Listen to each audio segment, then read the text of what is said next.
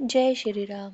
आइए आज सुनते हैं त्र्यंबकेश्वर मंदिर के बारे में, जहाँ पर त्र्यंबकेश्वर ज्योतिर्लिंग की स्थापना की गई है। ऐसा कहा जाता है कि महाराष्ट्र के नासिक जिले में त्र्यंबक गांव है और यहाँ पर त्र्यंबकेश्वर ज्योतिर्लिंग स्थापित है। जो त्र्यंबकेश्वर ज्योतिर्लिंग है, ये इसलिए पड़ा क्योंकि 3 नेत्रों वाले शिव शंभु यहाँ पर विराजमान है, इसलिए इसे त्र्यंबक कहा जाता है। पौराणिक कथा के अनुसार एक बार महर्षि गौतम अपनी पत्नी से नाराज हो गए और महर्षि गौतम के तपोवन में रहने वाले ब्राह्मणों की पत्नियां उन गौतम ऋषि की पत्नी अहिल्या से भी नाराज हो गई। उन्होंने अपने अपने पति से कहा कि आप ऋषि गौतम का अपमान करें। फिर उन ब्राह्मणों ने भगवान श्री गणेश की आराधना की और गणेश जी ने उनसे वरदान मांगने को कहा। तो उन ब्राह्मणों ने कहा कि प्रभु, यदि आप हम पर प्रसन्न हैं, हमारी तपस्या से प्रसन्न हैं, तो आप मैं ऋषि गौतम को इस आश्रम से बाहर निकाल दें। गणेश जी ने उन्हें कहा कि आप लोग ऐसा वर न मांगे, परंतु ब्राह्मणों ने कहा नहीं, हमें तो तपस्या के फल के रूप में यही चाहिए कि आप इस ब्राह्मण को बाहर निकाल दें। तो गणेश जी को विवश होकर उन्हें बाहर निकालना पड़ा। अपने भक्तों का मन रखने के लिए वे एक दुर्बल गाय का रूप धारण करके ऋषि गौतम के खेत में जाकर रहने लगे और गाय को फसल चरते हुए देखकर जब महर्षि गौतम उनके पीछे दौड़े तो गाय वहां पर गिर गई और वहीं पर मर गई। तो सारे ब्राह्मण इकट्ठे होकर गो हत्यारा कहकर ऋषि गौतम को कोसने लगे। जब ऋषि गौतम ने देखा कि गाय मर गई है और सारे ब्राह्मण उन्हें गो हत्यारा कह रहे हैं, तो वो बहुत दुखी हुए।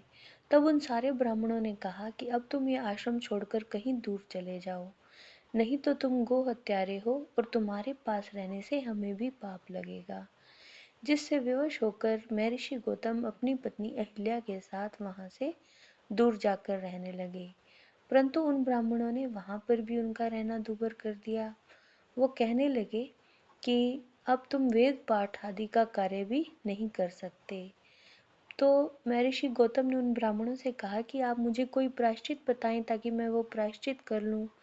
तब उन्होंने कहा, गौतम, अगर तुम अपने पाप को प्रायश्चित करना चाहते हो तो अपने पाप को सर्वत्र सबको बताते हुए 3 बार पूरी पृथ्वी की परिक्रमा करो, फिर लौटकर 1 महीने का व्रत रखो। उसके बाद ब्रह्मगिरि की 101 परिक्रमा करने के बाद तुम्हारी शुद्धि होगी। या फिर ऐसा करो कि गंगा जी को ले आओ यहाँ और उनके जल से स्नान करके 1 करोड़ पार्थिव शिवलिंगों से शिव जी की आराधना करो। इसके बाद फिर गंगा जी में स्नान करके ब्रह्मगिरि की 11 बार परिक्रमा करो। फिर 100 घड़ों की पवित्र जल से पार्थिव शिवलिंगों को स्नान कराने से तुम्हारा उद्धार हो जाएगा। जब ब्राह्मणों ने ऐसा कहा तो महर्षि गौतम ने अपनी पत्नी के साथ इस पूरे धर्म यज्ञ में भाग लिया और पूर्णतः मन के साथ भगवान शिव की आराधना करने लगे। इससे प्रसन्न होकर भगवान शिव प्रकट हुए और महर्षि गौतम से वरदान मांगने को कहा।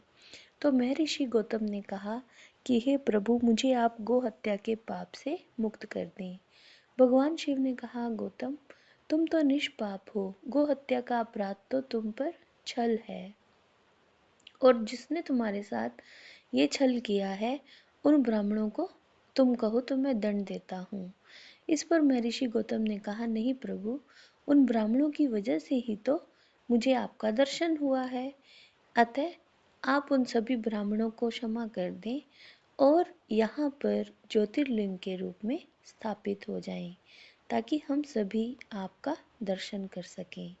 उस दिन से भगवान शिव वहाँ निवास करने लगे और महर्षि गौतम की बात मानकर त्र्यंबक ज्योतिर्लिंग के नाम से वहाँ पर स्थित हो गए। जो गौतम जी ने गंगा लाई थी वो वहाँ पर गोदावरी नाम से प्रवाहित होने लगी। ऐसा कहा जाता है कि यह ज्योतिर्लिंग समस्त पुण्यों को प्रदान करने वाला है। जो भी इस कथा को सुनता है, पढ़ता है, उसे त्र्यंबकेश्वर महादेव की कृपा प्राप्त होती है। जय श्री राम।